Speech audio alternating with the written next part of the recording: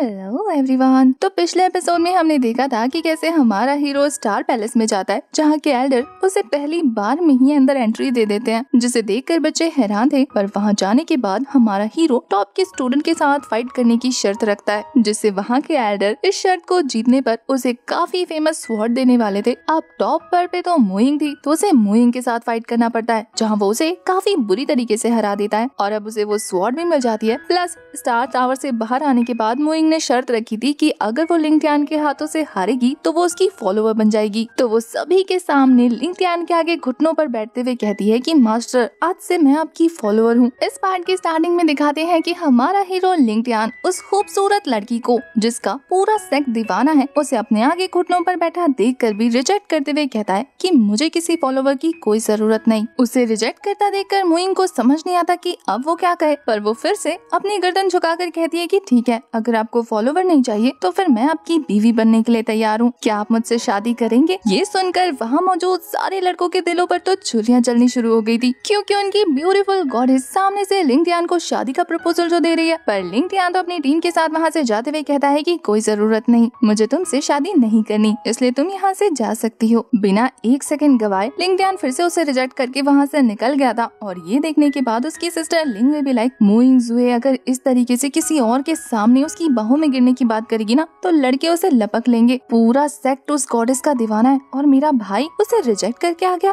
वो भी बिना एक मिनट गवाए। कुछ तो गड़बड़ है, पता लगाना पड़ेगा। वहीं वहाँ मौजूद डिसाइपल्स तो ये बात हजम ही नहीं कर पा रहे थे कि उनकी ब्यूटीफुल स्ट्रॉन्ग गॉडेस को किसी एक तुच्छ लड़के ने रिजेक्ट कर दिया। वो लोग आपस में कानाफूसी शुरू कर देते हैं कि आखिर क्या वजह होगी। यही सेम चीज तो मोइंग भी जानना चाहती थी। तो वो सामने पहुंच जाती है हमारे लिंग टियान के, उसका रास्ता रोककर कहती है, क्या मैं तुम्हें बुरी लगती हूँ? क्या मैं तुम्हें सुंदर नहीं लगती? पर लिंग टियान का कहना था कि ऐसी कोई बात नहीं है। तो वो गुस्से में कहती है, तो फिर कैसी बात है? आखिर मुझे रिजेक्ट करने की क्या वजह है? लिंग टियान ये कहते हुए वहाँ से निकल जाता है कि मुझे पहले से ही किसी और पर क्रश है। अब कोई लड़की सामने से तुम्हें प्रपोज करियो और तुम बोलो कि मैं तो किसी और को पसंद करता हूँ, ऑब्वियसली गुस्से में लाल पीली तो होगी। हमारी मोइंग भी यही करती है, गुस्से में चिढ़ते हुए कहती है कि क्या ये सच बोल रहा है या फिर मुझे रिजेक्ट करने का बहाना बना रहा है। वहीं वहाँ पर मौजूद मोइंग के आशिक तो उसे जान से मार देना चाहते थे, उसका सर कत्ल कर देना चाहते थे। वो कहते हैं कि ये कमीना, आखिर इसकी हिम्मत कैसे हुई मेरे गॉडेस को अपसेट करने की, उसके मुंह पर उसे रिजेक्ट कराए, इसकी तो मैं। पर उसके बाकी दोनों दोस्तों से हलाल होने से बचा लेते हैं, क्योंकि उन्हें पता है कि अगर ये गया तो इसी का काफी बुरा कटेगा। वही हम एल्डर लाओ को देखते हैं, जो कि अपनी उंगलियों पर कैलकुलेशन करते हुए कह रहे थे कि अगर यंग मास्टर ने अभी शादी करने की कोशिश की तो हमारे पास इतना बजट नहीं है कि हम इनकी शादी पर उड़ा सके।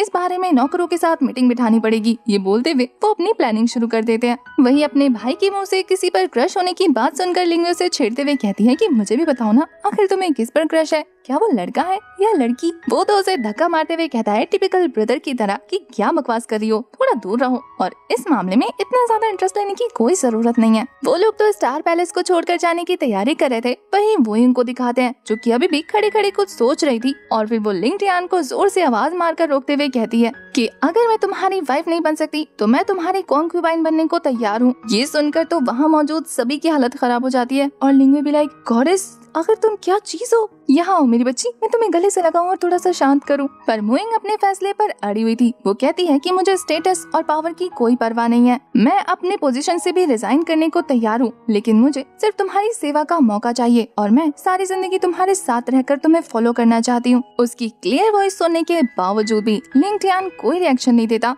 बल्कि एल्डर लियू से कहता है कि हमें यहाँ से चलना चाहिए, और वो वहाँ से चला जाता है। बेचारी मोइंग एम्बेरस ना हो इसलिए वहाँ डिसाइपल उसे चीयर करने लगते हैं कि तुम सच में बहुत बहादुर हो। पर वो अब भी हार मानने को तैयार नहीं थी, बल्कि वो पहुंच जाती है जिनफियांग स्वॉर्ड पैलेस के सामने। गार्ड उसे वहां से भगाते हुए कहते हैं कि अभी आपको यहाँ से चले जाना चाहिए। पर मोइंग तो अपनी जिद पर अड़ी हुई थी कि जब तक लिंग टियान सामने से आकर मुझे यहाँ से अपने साथ नहीं ले जाता, मैं यहाँ से कहीं नहीं जाऊंगी। तो वो दोनों गार्ड एल्डर को रिपोर्ट करने के लिए वहाँ से चले जाते हैं, क्योंकि उन्हें पता था कि ये जिद्दी लड़की उनकी तो बिल्कुल नहीं सुनेगी। मोइंग को खड़े खड़े वहाँ पर सुबह से शाम हो चुकी थी। गार्ड्स फिर से उसे वहाँ से जाने को कहते हैं। अब तक रात बढ़ चुकी थी, ठंड लगने लगी थी, तो गार्ड उसे कहते हैं कि आपको यहाँ से जाना चाहिए, क्योंकि हमारे सीनियर ब्रदर अभी कल्टीवेशन करने बैठे हैं, उन्हें महीनों लग जाएगा और ऐसे में आपका यहाँ इंतजार करना बेकार है, आपको वापस चले जाना चाहिए। पर ये सुनकर भी मुइंग टस से मस नहीं होती, बल्कि अपनी स्वॉर्ड गाड़ कर वहीं बैठ जाती है कल्टीवेशन करने। उसने तो पूरा इरादा बना लिया था यहीं पर धरना देने का। बेचारे गार्ड्स भी उसे फोर्स नहीं करते, उन्हें लगता है कि 2-3 दिन में इसकी अकल ठिकाने आ जाएगी और ये यहाँ से चली जाएगी। पर उन्हें क्या पता था, महीनों गुजर जाते हैं पर मुइंग अपनी जगह से नहीं हिलती, बल्कि वहीं बैठकर कल्टीवेशन करती रहती है। इतने महीने बीत चुके थे और कोई भी मुइंग को अपनी जगह से हिला नहीं पाया था।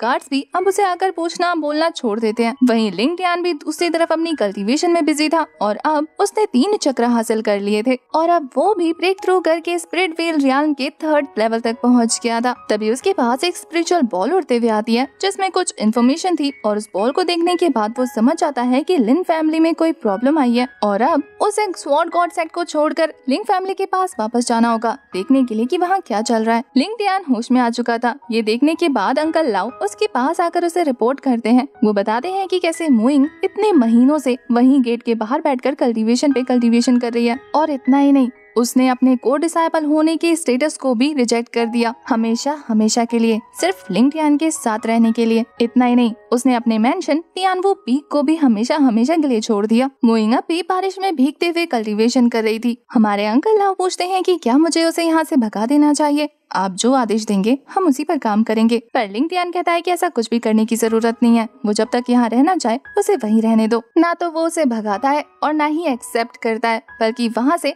अपने स्पिरिचुअल बेड पर बैठकर रवाना हो जाता है लिंग फैमिली की तरफ। रास्ते में जाते हुए गेट के बाहर उसे मुइंग बैठी हुई दिखती तो है, पर वो कुछ रिएक्ट नहीं करता, बल्कि एक नजर देखकर वहाँ से निकल जाता है। मुइंग को भी शायद उसका एहसास हो चुका था, पर वो भी ज्यादा कुछ रिएक्ट नहीं करती। वहीं नेक्स्ट सीन में हमें एल्डर चैंग को दिखाते हैं, जिन्हें जैसे ही लिंग युए से ये पता लगता है कि लिंग टियान असल में अपने गांव लुइफेंग वापस चला गया, तो उनके मुंह से खाना बाहर आ जाता है और वो काफी ज्यादा शॉक होते हुए कहते हैं कि तुमने इस बारे में मुझे पहले क्यों नहीं बताया। लिंग युए भी लाइक कि आपने मुझसे पहले पूछा ही नहीं। एल्डर चैंग तो गुस्सा होते हुए कहते हैं कि बेवकूफ लड़की, अगर मैं नहीं पूछूंगा तो क्या तुम मुझे कभी नहीं बताओगी। लिंग युए भी लाइक और नहीं तो क्या, मैं आपको इतनी बेवकूफ लगती हूँ जो आपको हर चीज की अपडेट दूं। बेचारे एल्डर तो अपना गुस्सा पीकर रह जाते हैं, उन्हें समझ नहीं आता कि अब वो इसके आगे क्या कहें। वहीं सुप्रीम एल्डर भी वहीं मौजूद थे। जब उन्हें इस बारे में पता लगता है तो वो कहते हैं कि वेफेंग गांव काफी ज्यादा खतरनाक है। वैसे तो लिंग टियान स्वॉर्ड गॉड बन चुका है, लेकिन उसके बावजूद भी अगर किंग जाओ में उसके साथ कोई हादसा हो जाएगा तो फिर हमारे स्वॉर्ड गॉड सेक्ट की बेइज्जती हो जाएगी कि कैसे हमने अपने फेमस डिसाइपल को अकेले वहाँ अपनी जान खतरे में डालने के लिए भेज दिया। सेक्ट लीडर की बात सुनने के बाद लिंग वे काफी कैजुअली एप्पल खाते हुए कहती है कि ठीक है, फिर मैं उसके साथ चली जाती हूँ, फिर तो वो ठीक रहेगा ना। इतना सुना था कि एल्डर चैंग गुस्से में टेबल के ऊपर कूदते हुए कहते हैं तो फिर बेवकूफ लड़की किस चीज का इंतजार कर रही हो तुम। लिंग वे गुस्से में अपना एप्पल फेंकते हुए कहती है कि ये ओल्ड मैन तो हमेशा हाइपर रहते हैं, ऐसा लगता है कि गुस्सा इनके नाक पर बैठा है। वहीं फाइनली लिंग वे को वहाँ से जाता देखकर सेक्ट लीडर कहते हैं कि ये लड़की तो दिन ब दिन लापरवाह होती जा रही है। जाते जाते मैडम को छींक लग गई थी क्योंकि एल्डर ने उसके बारे में बुरा कहा ना। सेक्ट लीडर को अभी भी हमारे लिंग टियान की फिक्र हो रही थी। वो एल्डर चैंग से कहते हैं कि क्या हमें भी अपनी तरफ से किसी को भेजना चाहिए ताकि वो उसे सुरक्षित रख सके। पर एल्डर चैंग का कहना था कि अगर हम इन्वॉल्व हुए तो ये मैटर ऑफिशियल हो जाएगा और हमें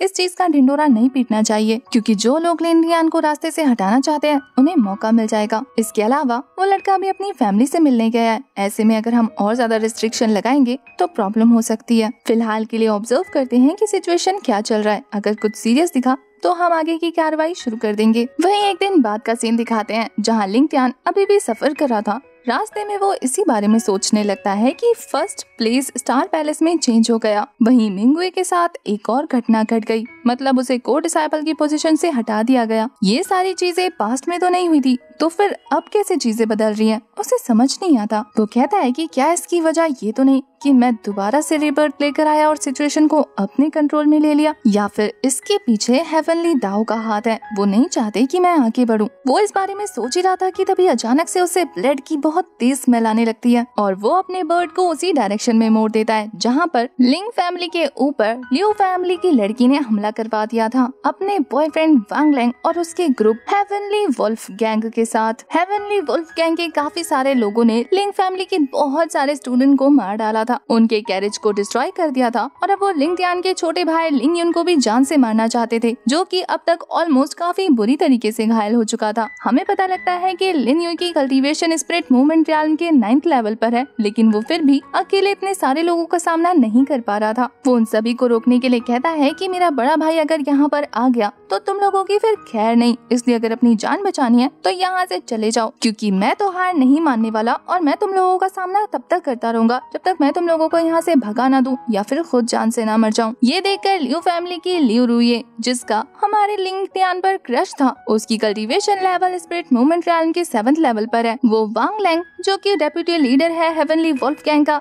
उसकी कल्टीवेशन स्पिरिट मूवमेंट रियाल्म की 3rd लेवल है। उसके साथ कहती है कि आने दो उसे, मैं भी तो उसे देखना चाहती हूँ, फिर हम आमने सामने बैठकर बातें करेंगे और फिर मुझे लिंग टियान फैमिली को और ज्यादा तबाह करने में मजा आएगा। इस चीज पे तो वो वांग लैंग भी उसका साथ देने को पूरी तरह से तैयार था। यहाँ हमें ये भी देखने को मिलता है कि वो कितनी गंदी तरीके से इस लड़के से ऑब्सेस्ड है। इससे पहले कि वो गुंडे आगे बढ़ते हुए लिंग युन पर अटैक कर पाते, तभी अचानक से आसमान से एक स्वॉर्ड उतरती है और उसकी एनर्जी से ये सारे के सारे सोल्जर्स आसपास बिखर जाते हैं। थोड़ी देर के लिए तो सभी लोग फ्रीज हो गए थे क्योंकि किसी को कुछ भी समझ नहीं आ रहा था। तभी अचानक से वो स्वॉर्ड एक और जबरदस्त एनर्जी रिलीज करती है और वो सभी लोग काफी पीछे हट जाते हैं। अपने गैंग मेंबर्स को इतनी बुरी तरीके से डरता देखकर वांग लैंग कहता है कि मुंह क्या देख रहे हो, एक टूटी हुई स्वॉर्ड से इतना क्या डरना, जाओ और उन सभी को खत्म कर दो। पर तभी एंट्री हो जाती है हमारी लिंग टियान की, जो कि उस स्वॉर्ड पर पांव रखते हुए नीचे लैंड करता है और उसकी स्पिरिचुअल ऑरा की हेल्प से वो सारे लोग फिर से झटक कर दूर गिर जाते हैं। लिंग टियान को देखकर उसके फैमिली मेंबर्स काफी ज्यादा खुश थे। वहीं लिंग युन के दोस्त कहते हैं कि तुम्हारा बड़ा भाई यहाँ तुम्हें बचाने के लिए आ गया। लिंग टियान भी उसे अश्योर कराता है कि फिक्र करने की कोई जरूरत नहीं। वहीं लियू रुए को भी उसी की याद आ रही थी। वो कहती है कि फाइनली 2 सालों के बाद तुम मेरे सामने आ ही गए, लेकिन अभी भी तुम्हारी अकड़ वैसी की वैसी ही है।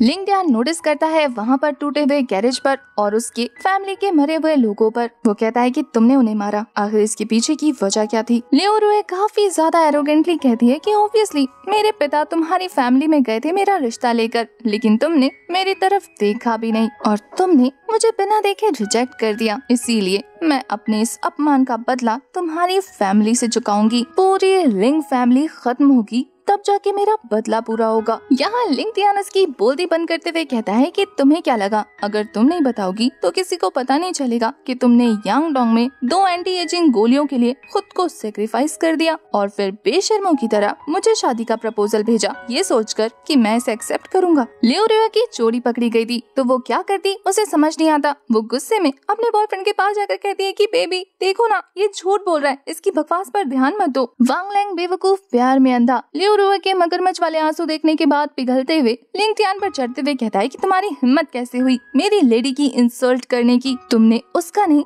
बल्कि मेरा अपमान किया है। तुम्हें क्या लगा कि तुम गॉड सेक्ट से बिलोंग करते हो तो तुम्हें कुछ भी करने का हक है, इसके लिए तुम्हें काफी बड़ी कीमत चुकानी पड़ेगी। लिंग टियान हंसते हुए कहता है कि तुम्हारा अपमान, अगर तुम्हें ऐसा लगता है तो क्यों नहीं, जो करना चाहते हो कर लो। अब इसका मतलब ये है कि अब लियू रुए ने जो किया है इसका अंजाम भी तुम्हें भुगतना है। वांग लैंग गुस्से में अपने एक सोल्जर को कहता है हमला करने को, जो हमारे लिंग टियान को डराते हुए कहता है कि मेरी स्वॉर्ड से डरने की कोई जरूरत नहीं, ये इतनी तेजी से तुम्हारा काम खत्म करेगी कि तुम्हें जरा सी भी तकलीफ नहीं होगी। ये बोलने के बाद वो लिंग टियान के पास पहुंचने से पहले ही लिंग टियान के 2 फिंगर की एनर्जी से वहीं रुक जाता है और फिर लिंग टियान बिना अपनी स्वॉर्ड का यूज किए अपनी स्वॉर्ड एनर्जी से ही उसका खेल खत्म कर देता है। ये देखकर वहाँ मौजूद बाकी सारे लोग तो थर-थर कांपना शुरू कर चुके थे, क्योंकि उन्होंने आज से पहले अपनी आंखों के सामने ऐसा नजारा नहीं देखा था कि किसी ने बिना किसी वेपन का यूज करके किसी का नामो निशान मिटा दिया हो। वहीं लिंग टियान उन सभी को वार्निंग देते हुए कहता है कि इसकी स्वॉर्ड स्पीड बहुत ज्यादा स्लो थी, मैं तुम्हें दिखाता हूँ कि असली स्वॉर्ड की स्पीड आखिर होती कैसी है। जिसे भी मुकाबला करना है वो मेरे सामने आ जाए। ये बोलने के बाद उसने तो उन लोगों को खुली चुनौती दे दी थी, वो तो पहले से ही डर रहे थे। लिंग टियान की बातों से और ज्यादा सहम जाते हैं। नेक्स्ट एपिसोड में काफी फाड़ू फाइट देखने को मिलने वाली है, तो क्या आप नेक्स्ट एपिसोड के लिए एक्साइटेड हैं? कमेंट करके जरूर बताना। इस सीरीज की एक्सप्लेनेशन कैसी लगी